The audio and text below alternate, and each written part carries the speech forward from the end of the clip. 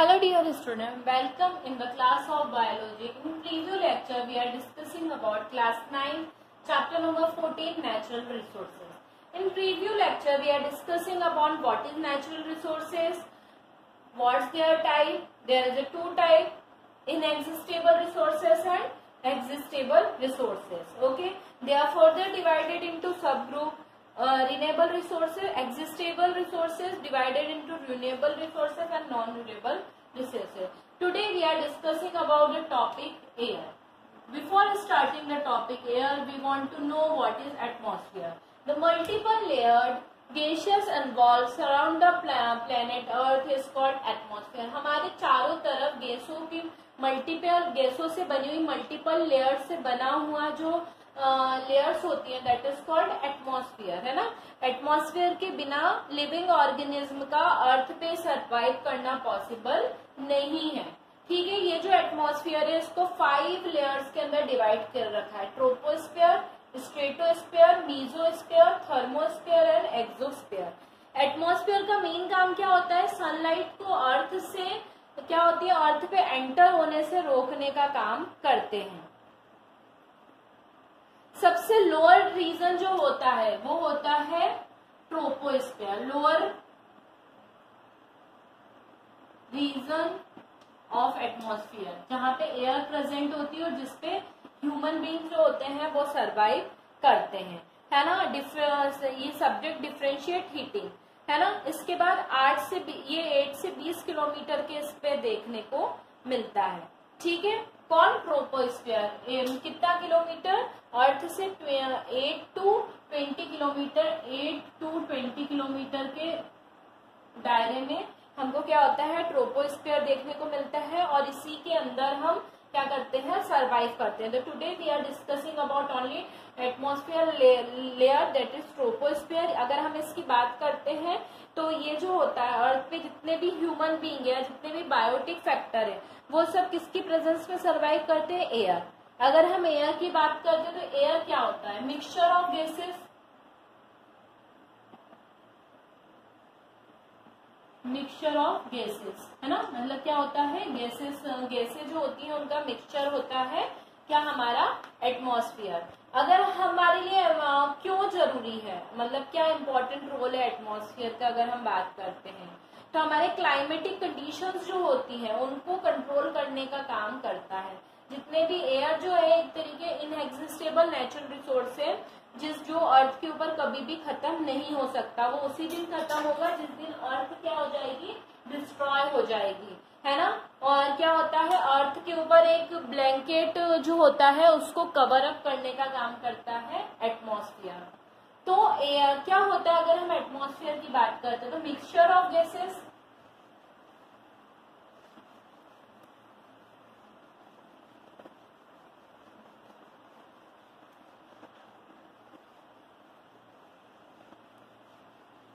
हम एयर की बात करें, एयर क्या है? Mixture of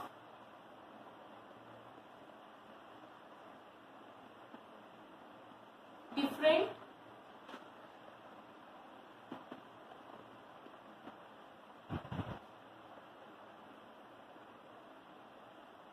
gases. ठीक है, कौन सी गैसेस का डिफरेंट मिक्सचर होता है अगर हम बात करें तो ये मिक्सचर होता है नाइट्रोजन, जो हमारे एटमॉस्फेयर में कितने अमाउंट में प्रेजेंट है, 78.9, है ना। उसके बाद अगर हम बात करते हैं तो नेक्स्ट वन ऑक्सीजन, जिसका एग्जैक्ट अमाउंट होता है 20.93। तो हम क्या बोलते हैं, 79% तो नाइट्रोजन प्रेजेंट है और 21% कौन प्रेजेंट है, ऑक्सीजन प्रेजेंट है ना। राइट, इसी तरीके से कुछ और डिफरेंट गैसेस होती है जो एटमॉस्फेयर में प्रेजेंट होती है। कौन सी डिफरेंट गैसेस होती हैं? जैसे ऑर्गन। थर्ड नंबर पे कौन सा गैसेस आती है? ऑर्गन। आर्गन जो होता है ये कितने अमाउंट में प्रेजेंट होता है? 0.93%, है ना, मतलब 1%, नियर टू 1%, है ना। इसी तरीके से कार्बन डाइऑक्साइड,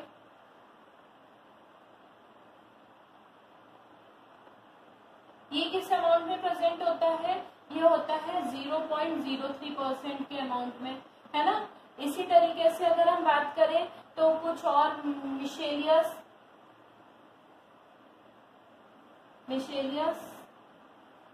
गैसेस होती हैं, जो मिशेल्स होते हैं जो 0.02%, ठीक है। मतलब कौन आ गया, मॉइस्चर आ गया इसके अंदर, डस्ट पार्टिकल एक्सेट्रा, ये सारी चीजें इसके अंदर आती हैं।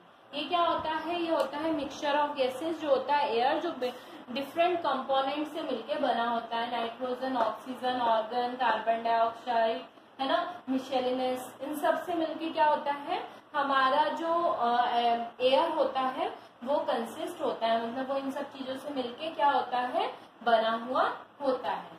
Now we are discussing about the next one, that is the importance of atmosphere. हमारे लिए इम्पोर्टेंट क्यों है एटमॉस्फेयर, विदाउट एटमॉस्फेयर हम क्यों सर्वाइव नहीं कर सकते, that means importance of atmosphere, क्यों इम्पोर्टेंट होता है एटमॉस्फेयर हमारे लिए। अगर हम इसकी बात करते हैं तो first one, role of atmosphere in climatic control, है ना। क्लाइमेटिक कंट्रोल में क्या रोल होता है, आप जानते हैं एयर एक तरीके का इनएग्जिस्टिबल नेचुरल रिसोर्स है, मतलब जो क्या होता है कब खत्म होगा, जब अर्थ फिनिश होगी तभी ये फिनिश होगा, है ना। No plant, no animal, no wind, no cloud, no rain, no fire, no protection against harmful solar radiation. ये सारी सब चीजें किसके कारण है, एटमॉस्फेयर के कारण है। नो एटमॉस्फेयर में किसके कारण है, एयर के कारण है ना। तो ये जो एयर होती है ये क्या सा होता है, बेड कंडक्टर होता है हीट का। ये क्या होता है, बेड कंडक्टर होता है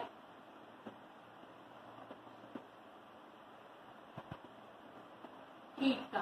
कौन, एयर। एयर जो होता है, air is a bad conductor of heat. Atmosphere जो होता है एक एवरेज टेम्परेचर को अर्थ के अंदर क्या होता है, डे और नाइट को क्रिएट करता है, मतलब डे टाइम और नाइट टाइम। इस समय क्या होता है, डे लाइट अवर्स और नाइट लाइट अवर्स होते हैं, ड्यूरेशन होता है। उसके अंदर क्या होता है, एटमॉस्फेयर के अंदर डे और मून, मतलब सन और मून, ये सब देखने को मिलते हैं। ये जो होता है अर्थ जो होता है, अर्थ में एटमॉस्फेयर का अपना एक होता है इम्पोर्टेंस होता है, और अलग अलग टेम्परेचर पे क्या होता है देखने को मिलता है। जैसे and consequently on the surface of moon the temperature range from minus, moon पे क्या होता है, मून पे अगर हम टेम्परेचर की बात करें तो कितना है, -190 degree Celsius to 110 degree Celsius, है ना। The moon temperature rise during the sunlight period, और सनलाइट पीरियड में ये क्या होता है, राइज हो जाता है कितना, मोर देन 110 डिग्री, मतलब 110 डिग्री। और कूलर समय पे कितना चला जाता है, -190 डिग्री सेल्सियस पे, मतलब डार्क पीरियड, मतलब नाइट के समय, है ना। ऐसे अलग अलग टेम्परेचर जो होता है अलग अलग जगहों पे देखने को मिलता है। और ये किसके कारण होता है, एटमॉस्फेयर के कारण ही होता है। पर वहां पे मून पे एटमॉस्फेयर नहीं होता तो इनके टेम्परेचर में इतना फ्लक्चुएशन या इतना डिफरेंस देखने को मिलता है। The second one, that is the movement of air, air का मूवमेंट, है ना, या विंड का मूवमेंट। आप जानते हैं the cool evening breeze after a hot day और rain after a few day, hot weather bring a considerable refine. मतलब क्या होती है, बहती हुई जो रहती है, बहती हुई जो एयर होती है उसी को हम क्या कहते हैं, विंड बोलते हैं। आप सब जानते हैं ड्यूरिंग डे डेज क्या देखने को मिलता है कि मान लीजिए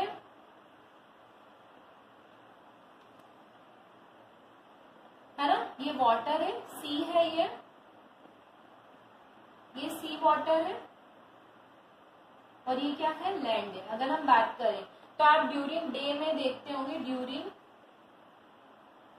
डे टाइम क्या होता है कि हवाएं जो होती हैं वो क्या होती है, कूल एयर से, है ना, कूल एयर से कहाँ की तरफ मूव करती है, लैंड की तरफ, मतलब सी से कहाँ की तरफ करती है, लैंड की तरफ मूव करती है। कौन, वार्म एयर, है ना, वार्म एयर। इस तरीके से देखने को मिलता है।